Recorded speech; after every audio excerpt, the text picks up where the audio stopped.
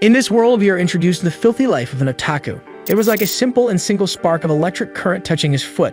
He got a shock, and thus his world was turned upside down. How could a stubborn otaku live in another world without having the slightest idea of how to survive? And unexpectedly, one day, a baron decided to sell a city to the hero. However, the boy believed he would have to shell out a large amount of money and still wouldn't be able to buy it. Yet the baron was determined to sell his domain because he wanted to retire, asking for just 5 cups in return. Once he had the privilege of seeing a crystal cup in the duke's palace, but it was nowhere near as clear and magnificent as the ones the hero had. So in exchange for just 5 cups, the protagonist got an entire city for himself. He immediately started thinking of making a beautiful woman his wife. Suddenly, a doubt arose about a conspiracy hidden behind all this easily acquired wealth, until one day it was enough to cause conflict and chaos in the boy's life. In another world, a bone-chilling wind along with mysterious ice as hard as iron existed in the Forbidden Mountain Range. Harsh snowstorms lasting millennia in the east of the Forbidden Mountain Range, these are dark and merciless times with the people ending up in misery. Amidst all this, rampant killing was just a game for the nobility,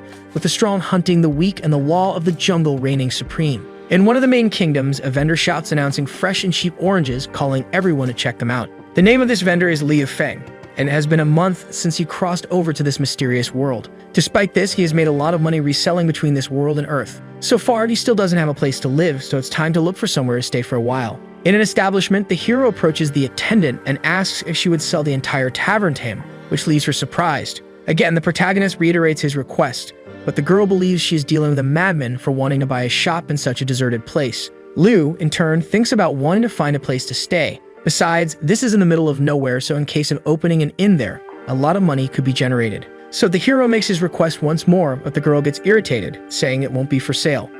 In that case, the boy states he can pay a lot of money, which catches the attention of 2 customers sitting at a table at the back of the establishment. One of them gets up and, seeing the boy's purchasing power, suggests that he should buy an entire city instead of a simple bar. Obviously, this proposal piques Liu Feng's curiosity, and that man confirms he didn't say it wrong, being Baron Carter along with his son Fez. The hero, however, believes that this old patron isn't bankrupt to want to sell a city and questions the reason for him being willing to trade his inheritance. In such a case, the Baron takes a deep breath to touch on this delicate matter, and then explains he's getting old. Besides, according to him, the young people of this generation are not up to his expectations. Therefore, he just states he wants to sell his domain so he can go to a big city to retire and forget everything. However, the hero is suspicious and believes he's being mocked by this damned old fox. So he asks the Baron to say how much he wanted for the city. And with a happy expression, Carter states he wants 100 gold coins. Upon hearing this, the protagonist is completely disbelieving and questions if the old man is crazy. It is said that 100 gold coins are equivalent to 4 million sheep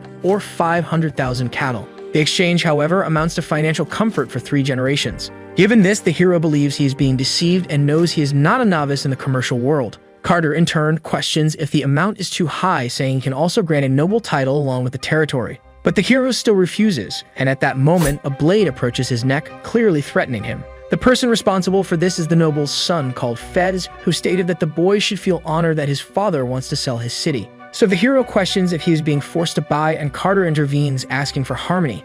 As if it's about the price, they can discuss it. The Baron asks how many gold coins the boy thinks is appropriate, and he then asks to leave aside this idea of 100 gold coins, saying he doesn't even have 30 of them. So the old man agrees to sell his land for 30 gold coins, closing the deal. Initially, the hero is shocked by the sale and thinks that the Baron was probably willing to sell for 30 coins from the start. To explain his logic, the old man says that when he looked at the merchant's face, he felt like giving a special discount. The merchant in turn explains that he didn't bring any money with him, but the Baron replies that the debt can be paid with some of his treasures. The statement creates confusion in Liu's mind, but without much suspense, Carter shows interest in items like crystal cups. The hero then remembers that they had been talking about this some time ago, understanding that the game was always about getting his cups. In this case, the protagonist begins to tell a story about the cups, explaining that these 5 traveled tens of thousands of kilometers to obtain. His journey resulted in one of the most popular and distant stores in the West, Hua Run Yi, where in a special offer, 5 cups were sold for 10 rias.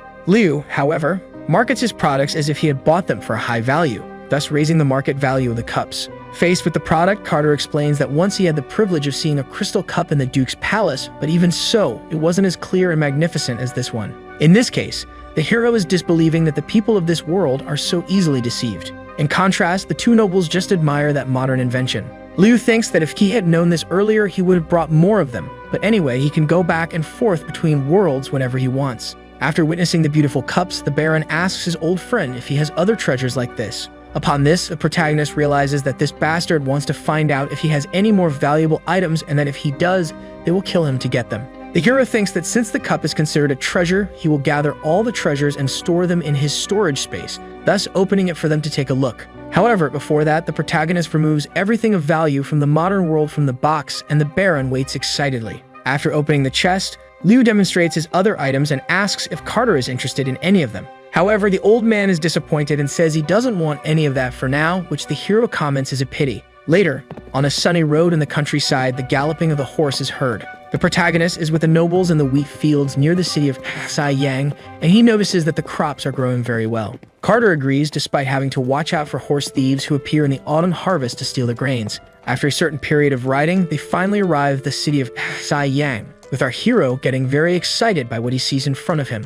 However, the noble states that this is not the city in the treaty, showing the real direction. Unlike that developed city, the first and only city of Yang is completely destroyed and in a miserable situation. In this case, the protagonist starts to cry, understanding that he should have realized from the start that it was too good to be true. Even if this money was falling from the sky, the hero knows he wouldn't be able to pay for the local expenses. As he walks through the city, the poverty is apparent, with many people having nothing to eat, seeing begging as their only way out. After walking a little further, the men go to the top of the cathedral to announce the change of leader. Gathering everyone at the site, the citizens wonder if they will be called upon, while others are afraid of the government leeches hearing them. Thus, Baron Carter announces that today he will donate the title to Liu Feng, and that from today he will be the new lord of the city. One of the civilians, in turn, just hopes he doesn't raise the taxes anymore, but another says that Liu is surely just another leech. With the announcement made, Carter hands over the city of Yang to the hero and says he is leaving.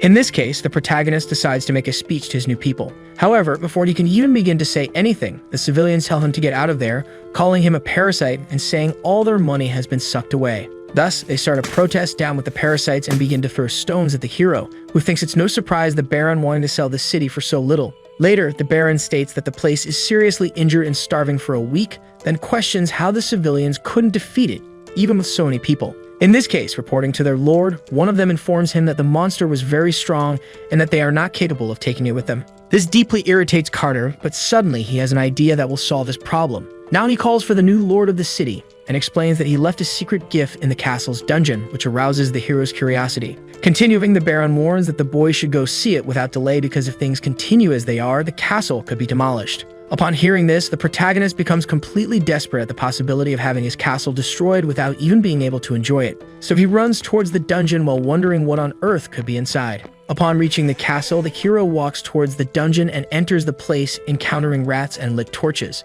Inside, he wonders what kind of present the Baron left in this place. In this context, he shouts, asking if anyone is there and prepares to open a gate by leaning near the lock. However, suddenly, due to a lack of repairs, the wall starts to crack, giving the impression that the gate is falling. So the protagonist first dodges to the left and then to the right, finally bragging about having saved himself from danger. However, while he spends his time boasting about his feats, the gate ends up falling on the boy's foot. At that moment, a scream resonates throughout the place and Liu begins to cry while complaining about the infernal pain he is feeling. But suddenly something catches the hero's attention, making him completely forget about the pain. In front of him was a demi-human, and this was the first time the protagonist saw one, understanding now that there are such specimens in this world. To check the girl's condition, Liu approaches and shakes her, asking if she is still alive. He realizes that this might be the gift the Lord was talking about, so the hero thinks he cannot just do nothing and watch the girl die. Thus, the protagonist conjures a spell in his hand that opens a blue circle in space-time, bringing various food supplies into this world. He decides to look for something good to drink to improve the girl's condition,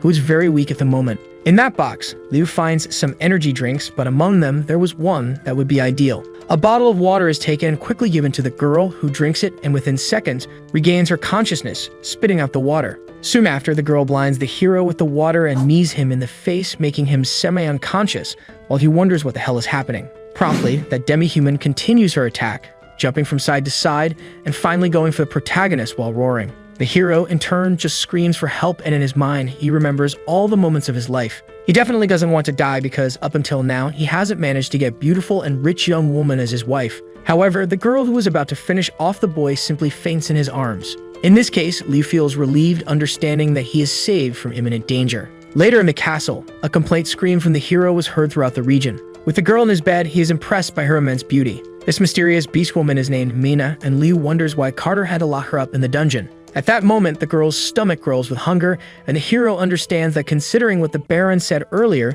the girl probably fainted from hunger. Upon opening his portal, there was still rice inside the spatial storage, so the protagonist decides to take it out and cook a porridge. However, accidentally, from inside the portal, a piece of paper is carried by the wind out of the castle, and it goes down the city until it meets its destiny by falling on an elderly citizen's head. Picking up the paper in his hand, the old man wonders what it could be, but when he decides to take a look, he is impressed by the content. Then he announces his discovery to everyone, asking them to come take a look at the leaflet. Back at the castle, our hero has prepared the porridge, and at this moment, he is careful to blow on it a bit to reduce the temperature. Next, he feeds the unconscious demi-human who ingests the food, and in her mind, she thinks it smells good, wondering if the food is rice porridge. After having some of her energy restored, the girl wakes up from her faint, getting up from the bed with great disposition. Upon waking up, the girl realizes she is next to the person who came to disturb her in the dungeon in her last moment of consciousness. Thus, she jumps on the hero and aggressively questions what he made her eat. In this case, the protagonist informs her that it's just rice porridge, which makes the girl redirect her attention to the bowl held by Liu.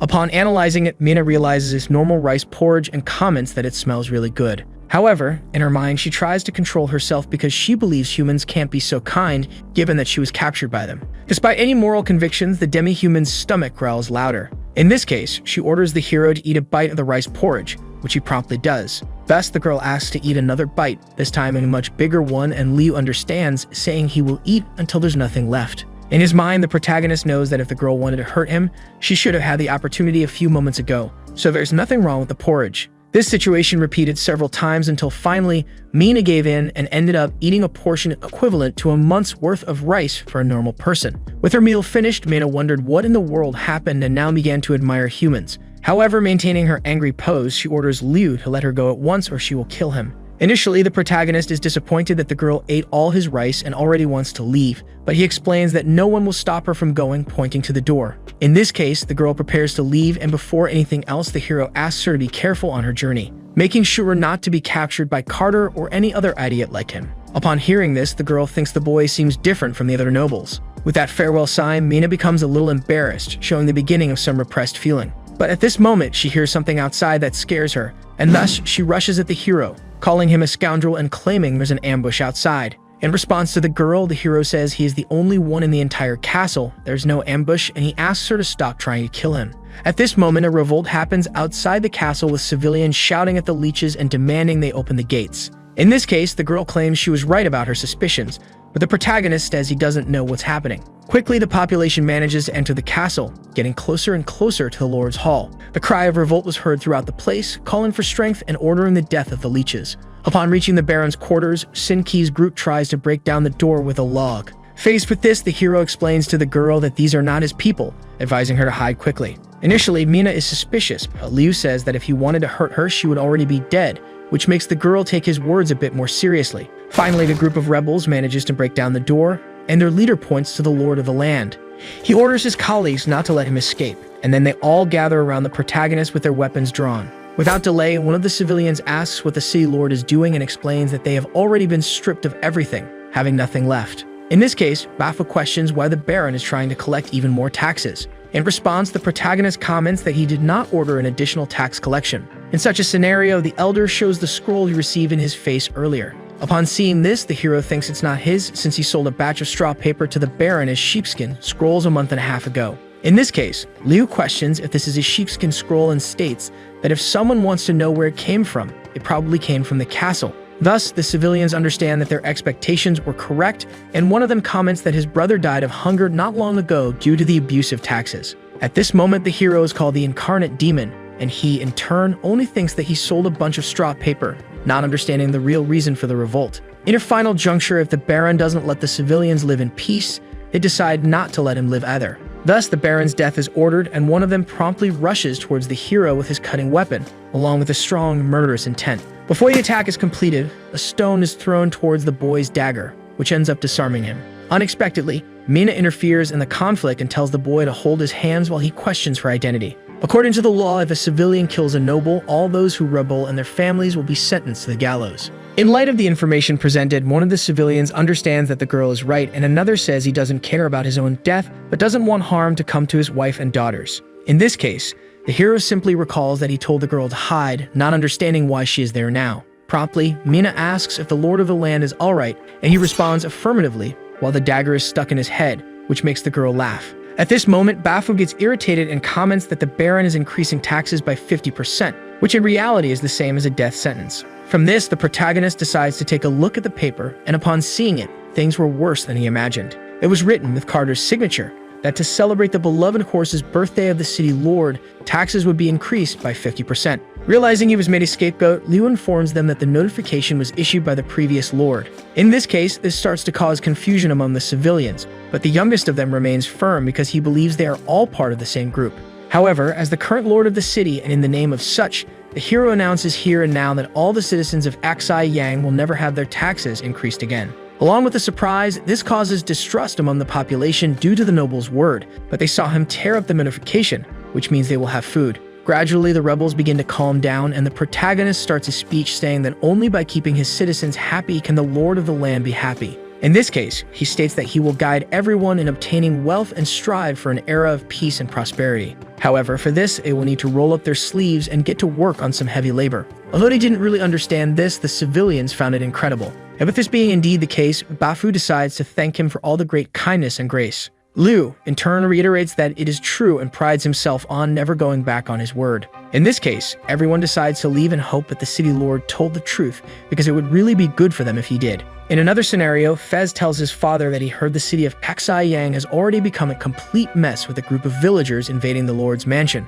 Carter, in turn, says that at first he was very worried but didn't expect the hero to be incapable of keeping a bunch of peasants under control. In this case, the Baron's son is happy and praises his father because this shows that the city of Aksai Yang will soon return to their hands. However, suddenly bad news arrives for the Lord, being told that something unexpected happened. With the bad news being announced, Fez asks the servant what made him so nervous. In this case, the man says that Liu Feng has already persuaded the population and also released the beast woman. Hearing this, the Baron's son becomes deeply irritated, saying he will kill that bastard. However, the boy's father asks him to stay calm, and Fez retorts, saying they spent a lot of money to buy the demi-human. Carter, in turn, comments that there are no surprises since the boy is now the lord of the city. But he assures that in a short time, Baron Omar will naturally straighten him out, which impresses Fez with his father's genius. Shortly afterward, in his quarters, the protagonist recalls that it almost scared him to death but finally managed to calm the situation. Upon this, he believes he also needs to calm down a bit more.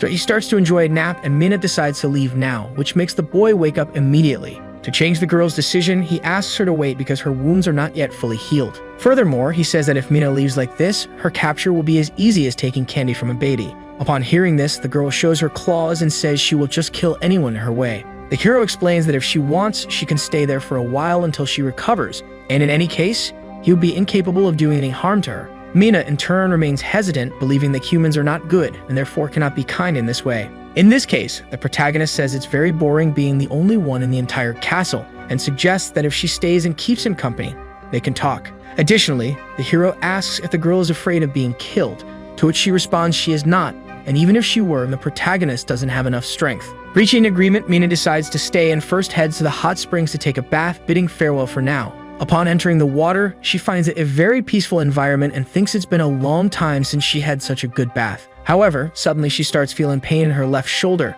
which reminds her that humans are abominable. In her past, when she was imprisoned, soldiers came to feed her during times of hunger, with one of them giving her a piece of bread. However, upon eating that bread, it turned out to be a trap to make her fall asleep, making it easier to sell her as a slave to evil nobles. Remembering this, Mina thinks that all humans are despicable and not worth the clothes they wear, being nothing but liars. In contrast to her anger, Liu was spying on her from outside the hall. He couldn't contain his curiosity about the differences between humans and demi-humans, but tried to convince himself that it was scientific and not perverted. With his eyes peeking at the girl through the door crack, the image of that beautiful demi-human completely fascinates our hero. At this moment, the protagonist has a nosebleed from excitement, making a noise that the girl hears. Upon this, she asks who is there, and the hero responds that he is there to give her something to wash with. Quickly, a soap bar is thrown through the door into the girl's hands, and upon taking the object, the demi-human realizes it smells good, having the same scent as humans. Later in his quarters, the hero picks up some paperwork and pretends to be focused on his work. Shortly after, Mina appears in the room after her bath, but she shyly comments that these clothes don't fit her properly.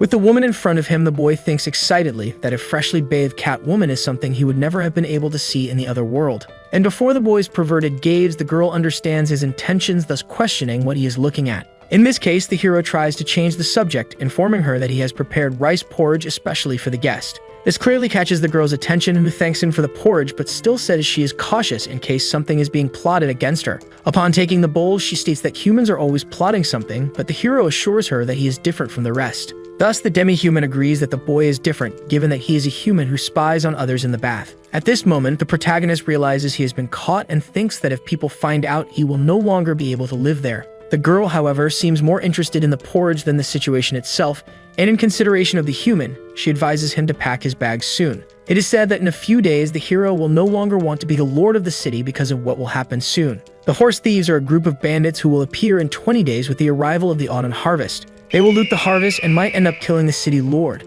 thus taking the castle and becoming the new masters of the place. In this way, the girl explains that the hero doesn't have a single soldier and isn't fleeing, which seems like he is waiting to die. Upon hearing this, the boy understands that this is the reason why Baron Carter sold the city and the title so easily, having dug the next leader's grave. Mina, in turn, explains that this is so bad that she wants to go south, but otherwise, she might stay there and watch all the humans kill each other. With the idea of death being questioned, the protagonist asks if the girl is afraid of the bandits. But she states that not even the wrath of the goddess of ice and snow can scare her, which makes Liu confused as he has never heard of this sacred being. To explain, the girl comments that it is because of her that the strong snowstorm lasted 5 years. 5 years ago, the goddess of ice and snow suddenly got angry and blew a freezing wind, and the snow falling from the sky went farther than the eyes could see, turning the whole world into a land of snow and ice. They had no choice but to go south, and to this day, some human countries are surrounded by snow. After explaining the story, Mina questions how the Lord of the Land didn't know this, so the hero, somewhat uncomfortable, explains that he was traveling east during that time. This causes some suspicion, but the girl doesn't care much and reiterates the request to flee if the protagonist doesn't want to die. However, Liu recalls that there is still half a month until the autumn harvest and states that there is no need to worry. This is because he proudly says he has his own way. In a certain forest, a tiger runs after a boy named Miu Wu, who does not seem very worried about the situation despite the animal's ferocity. With a confident look, the boy tells the tiger to chase him because he is confident in his abilities. So the animal chases the boy with all its strength, and they approach a barricade. At this barricade, the fugitive easily climbs it, and from the top, he just mocks the tiger for not being able to follow him. After another failed attack by the animal, the boy says he no longer wants to play with the kitty. From the top of a mountain, an adult man holding a trident shouts to all of his colleagues that it is now showtime. Promptly, New Dal, along with Newer, New San, and New Sai, appear ready to hunt the animal with their weapons and gear. The tiger realizes it is in trouble, but does not have enough time to react, eventually being captured and killed. With the hunt over, the boy's city is seen from above, and now that the present is ready, they decide to head to their destination. In the city of Yang, Uncle New's family is reviewed by the citizens, and they comment that since they refused Carter's recruitment, they'd never return to the city. The civilians do not understand why this family is entering the city, but Bafu understands that from the direction they are probably going to visit Liu Feng. The rebellious boy shouts that it is impossible because even if the young noble could invite the king, he could not invite the entire New family. In this case, a doubt arises, but it is common knowledge that it is impossible for Uncle Mew to help a blood-sucking monster. In the carriage heading to the castle, a girl comments that Liu seems to be a good boy, becoming a noble and even sending a letter to invite them. Continuing, she comments that they did not save the wrong person, and another girl is very happy to see Liu again, drowning in love for him. Later in the castle, the hero is extremely happy with the visit of his uncles Miu and Mei. Then they throw the tiger to the ground, informing him that it is a present for becoming the governor of the city. Upon seeing it, the boy's eyes shine, thinking he can make a high-quality fur coat, and he asks if the animal weighs around 250 kilos. To maintain humility, the hero says that just their visit was enough, which Mina believes to be hypocrisy. Changing the subject, the girl from before asks Nicole if she doesn't want to see Liu Feng and advises her to quickly say hello to him. After the girl pushes Nicole, she ends up tripping over the animal's body and finally falls into the arms of our hero. However, her breasts press against the protagonist's chest, which excites him, and he comments that she has grown a lot since the last time he saw her. After saying this, the hero regrets it in his mind, but fortunately, the girl naively thinks the boy is referring to her height. In this situation, Aunt May finds the unfolding funny, and Mew, somewhat embarrassed, asks to discuss business now. So he asks all the family members to take a vow of loyalty. However, the protagonist notices that his uncle was left out of the list, so he says that he wants him to be a castle's chief administrator. Upon hearing this, the man thanks the boy for his kindness with regret, but informs him that his leg is broken, so he basically cannot contribute to the kingdom. In this case, with a snap of his fingers, Liu asks his uncle not to worry because he can find a way to make him a normal person, which shocks everyone present. Keeping his promise after making some modifications to his uncle's leg, he asked Liu to stand up and try to walk, creating anticipation in everyone. Without wasting time, the man held onto his trident apprehensively but unexpectedly managed to stand with a prosthetic leg. To test the prototype, Liu walked a few steps inside the castle, which made his family emotional about the scene. Inevitably, the man now claims he can walk. Upon hearing this, Aunt May cries because it is truly wonderful, and Nickel informs her mother that her makeup is coming off. With this, a joyful atmosphere is created among everyone, happiness that surrounds the place and takes over everything. Interfering in the conversation, Liu says that his uncle should practice more often, and that soon there will be no difference for him compared to normal people. Understanding everything the boy did for them, May wipes her tears, and the two look at each other with determination. Thus, the whole family starts walking towards the protagonist, which makes Liu confused about what they are doing. Without further ado, all the male members of the family present themselves to the young master Liu Feng, and they pledge to be the sharp sword that will pierce all the enemies of their new master. At first, the protagonist is surprised but accepts and thanks his uncle for trusting him, leaving him in charge of governing the castle from now on. Additionally, the hero asks him to teach him how to manage this city. Shortly after, a letter from Baron Omar was arriving in the kingdom of Yang. In this case, the Baron and his plan against the Western Sun City were starting now. Elsewhere in a certain establishment, a man was shouting indignantly at what he was seeing. It was a trade with a merchant. The man is angry that half a kilo of grains is worth 3 copper coins and recalls that the day before only 2 were needed. In such a case, the merchant comments that yesterday was yesterday and today is today, clearly trying to take advantage of the boy. So without wasting time, he asks if the boy is going to buy or just keep chatting. Initially, the boy was just irritated because it seemed he had no choice, and the merchant happily thought that the price increase was Baron Omar's order. At that moment, however, a noise is heard throughout the kingdom, with the community gathering upon hearing the news that the Castellan Palace is distributing food for free. Upon hearing this, the boy finally rebels against the price, saying he will not buy anything anymore. The merchant, however, just stands paralyzed, not understanding the reason for food being distributed for free. With the ringing of a bell, Uncle Liu informs everyone that the palace is recruiting secretaries and hunters, as well as strong men. They will have better conditions, with the secretaries earning 120 copper coins, followed by the hunters and strong men who will earn 80 monthly. With such a good salary disclosed, the civilians begin to believe it is a lie because a noble could not be so generous. It is said that this salary is twice as much as the previous lord offered, making it clear that it is a deception. At this moment, Liu Feng appears in the middle of the crowd, saying that he will keep his promise. Because among his convictions, the strongest one is that he never breaks his promises. With the emperor's presence, the population is impressed by the resplendence demonstrated in his arrival. At this moment, the girls fall in love while admiring the hero's beauty, and everyone wonders what kind of clothes these are because they had never seen anything like them before. Moreover, even the demi-human maid is wearing quite elegant clothes in the eyes of the civilians. With this said, the hero goes towards his uncle to discuss the next issues. Thus, he informs Liu that he will be taking over from there, which the man understands. Taking the lead of the speech, the protagonist states that everything written in the announcement is true, but that candidates will need to pass a test. As long as everyone passes the test, not only will they be able to obtain a monthly salary, but they will also be able to eat all that food that smells delicious. Furthermore, it is said that they can eat as much as they want and whenever they prefer. With this divine smell being exhaled, the natives realize it is roast boar, and with the food ready in a bowl, that fragrant smell enchants everyone. So they decide to try it because they have nothing to lose, and the rebellious boy from before, despite being starving, still comments that it could be a trap. With everything organized, the protagonist sits at a table with his subordinates and asks who will be the first to see. In this case, without thinking much about it, Bafu raises his staff, saying he wants to apply. He wants to try for the secretary position, and thus shows the Lord some things he wrote. That letter was about the Lord's dreams, and upon finishing reading it, the hero realized that he writes well, and above all, cares about people. In light of this, the hero approved Bafu as the new secretary of the city of Yang. And then Nickel approached to serve him with a noodle soup and roast pork that was stunningly beautiful. With that wonderful food in front of him, the Lord could not resist and quickly grabbed the plate to taste it. However, upon eating a bit, his expression changed completely because it was very different from what he had thought. Upon seeing this, the population was shocked, and some of them considered the possibility that there was poison in the bowl. And so the boy believed it was a trap and hurried to the elder's rescue with his weapon drawn. However, contrary to the ignorant expectation, the old man's expression is due to the delicious taste of the food, causing the boy to stop in the middle of his attack. Bafu cries and says he has never eaten such delicious food before, feeling as if he has lived wrongly all this time, and at this moment he is reprimanded by the boy. If it really is that delicious, the other civilians decide to try it too, Those who are literate aim for the secretary position and the rest for the soldier position. At the enlistment field, Liu explains that if a person can walk on the balance beam, jump over the wooden obstacle, and crawl through the barbed wire area, in addition to climbing the high wall, then the person will pass the test. In this case, the rebellious boy realizes that everyone is going and wonders why he shouldn't try. With a privileged view of the entire circuit from above, the hero believes everything is going well, not expecting everyone to be so excited as they are. Therefore, the protagonist pats Nickel's head, saying that it's all thanks to her dedication and skill. Nickel, in turn, humbly replies that her master taught her well. Then the boy approaches Mina to thank her as well and to pat her. However, the demi-human is not comfortable being touched by Liu Feng's hands, so she leaves while the hero thinks he almost managed to pat her ears.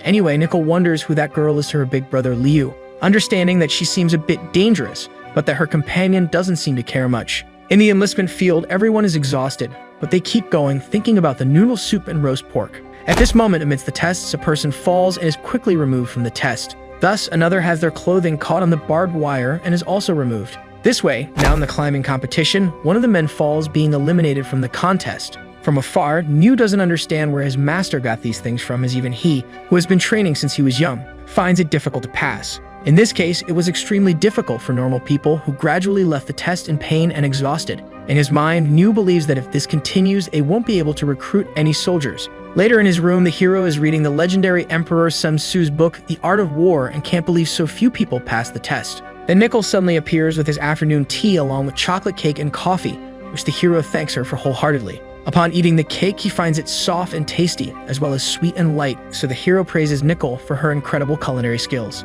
And she is extremely happy that her master liked her preparations. Unexpectedly, at this moment, another person appears in the room. It is the demi-human who cleverly steals a piece of cake and eats it. Nickel says she is happy that she liked it, but thinks that she cooked all morning just for Liu to eat, and now Mina has eaten all of it. Cutting off this pleasant atmosphere, bad news arrives in the young master's room. It is said that people are preparing to leave the city of Xiyang in search of food, which leaves our hero perplexed. He places the coffee on the table and asks his secretary what's happening. Bafu in turn responds that the people who didn't pass the test cannot get the food, and moreover, those merchants are selling food 30% more expensive. It is said that right now the civilians are almost dying from lack of food. In this case, Liu believes they should lower the criteria for recruitment, and the girl mocks that considering it's just a simple course, many still didn't make it. She laughs, saying that humans are really weak, which irritates Liu greatly. Upon hearing this, the protagonist intervenes and informs them that the criteria will not be lowered, which surprises the men. However, the issue of merchants taking advantage of people's urgent needs at a time like this will be resolved.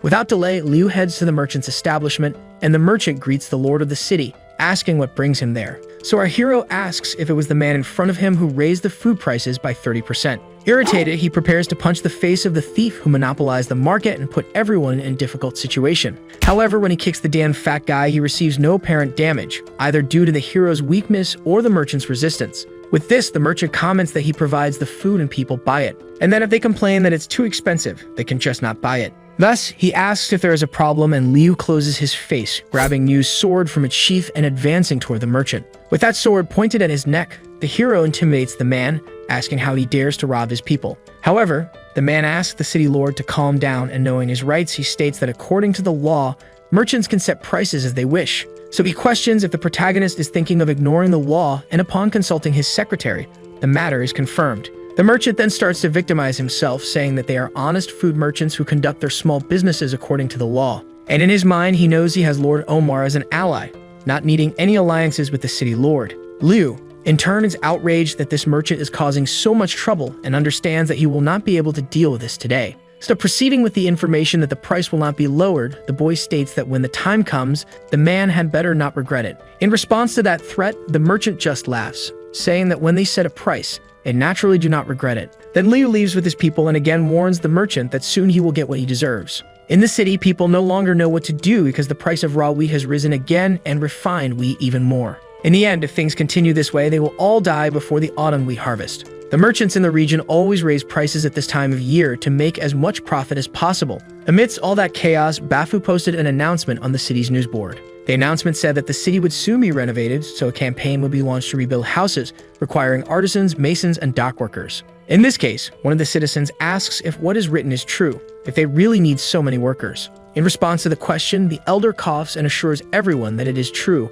and that if anyone is interested in a job, they can start immediately. Thus, the population believes in Bafu and decides to apply en masse. Later at the site, complicated projects were handed to the population who could barely understand them. But as time went by, they naturally adapted. Little by little, the natives helped each other in the city's renovation, and deservedly, it was time to line up to get their food. This made everyone extremely happy because they would finally have real food, unlike in the past. In contrast to this, the merchants hold a meeting, and one of them comments that no one has bought food in recent days, then another wishes them all dead. Determined to end this nonsense, the city's main merchant tells everyone to shut up and says they are overestimating the boy. Another merchant retorts, informing that the Lord is giving away food for free. In this case, they won't be able to sell their grains. However, the plumpest among them raises his hand, saying that the city lord's food can last at most 3 more days. In this case, the man who was previously praising Liu now thinks that he is a complete fool for digging his own grave like this. And the red-haired merchant continues, saying that if the Lord thinks of something, it doesn't matter because when the time comes, they will all have a mountain of money. Thus, the atmosphere in the place is relieved, and all that anguish and worry are replaced by a wicked hope. Back in the protagonist's office, he is quite busy with paperwork. Suddenly, Nicole approaches, catching the hero's attention, who makes some time for her. In this case, the girl thinks it's good that the Lord is making people rebuild their houses and giving the wheat to eat. However, it is said that the food supplies in their storage may not last much longer. Back at the worksite, everyone is happy they received a kilo of wheat the previous day, but upon arriving in line as usual, much less food is being offered today. One of the civilians reports to the secretary that the grain is gone, and he explains that he has already reported it to the city owner, who is currently trying to solve the problem. From the top of the castle, Liu looks out over the horizon and Nicole catches his attention. It is a fact that now the food stores are almost empty, and they may not be able to deliver soon, but the boy assures her that he will find a way. Back at the work site, the people start to revolt for not having received food and complain about the hunger they are suffering. Inevitably, the day comes for the merchants to put their plan into action, executing their premeditated show. The plump merchant asks with hidden intentions if the city lord does not want to fulfill his contract.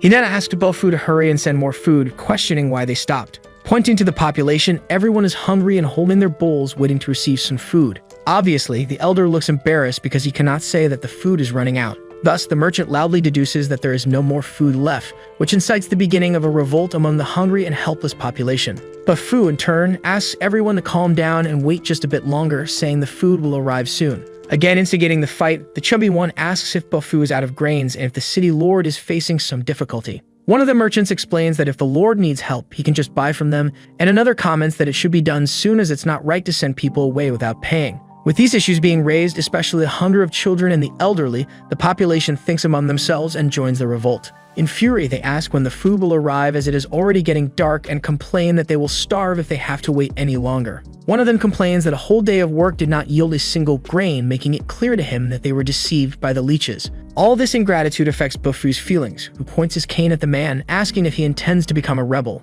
Understanding that the old man is challenging them, the population gathers to lynch the elder. They almost seriously hurt the old man, but fortunately, the civilians stop the revolt when they hear a thunderous shout saying, "Enough." This shout reveals the presence of the protagonist, who asks what the hell they are doing. Before everyone, the city lord is finally there to resolve the issues personally. He moves with Mina to the center of the commotion while being looked up and down by the merchant. Liu states that those who want to cause trouble again will no longer need to come to work the next day. The information that they might lose the chance to get food affects the people's psychology, and in contrast, Bofu recovers from that cowardice. Then the merchant comments that the lord arrived just in time and asks when they should start delivering the grains because everyone is waiting for dinner. In this case, the protagonist understands and states that the grains will be distributed after waiting a little longer, which again starts to anger the population. The merchant dramatically cries while asking the lord to look at his people who, after a hard day's work, are waiting with their children for food. He adds that even if he does not consider them adults, he should not forget the children. Therefore, today, for the sake of the children, the man says he is willing to risk everything. So he orders someone to go to the warehouse to get the grains to distribute. Given his populist speech, the civilians are unfortunately swayed. Consequently, Liu understands that this is exactly what the merchant wanted because if he goes to get the grains, he will charge an absurdly high price. Upon seeing this, the hero asks if the merchant honestly believes that people can buy the food, and he replies that it is not the time to think about money. He adds quietly that his food is a bit expensive, being 21 copper coins per kilo, but is not easy to undertake a long journey just to stock and supply. Finally, the man returns to his dramatic act, questioning if money is a bigger problem for the lord than the people's hunger.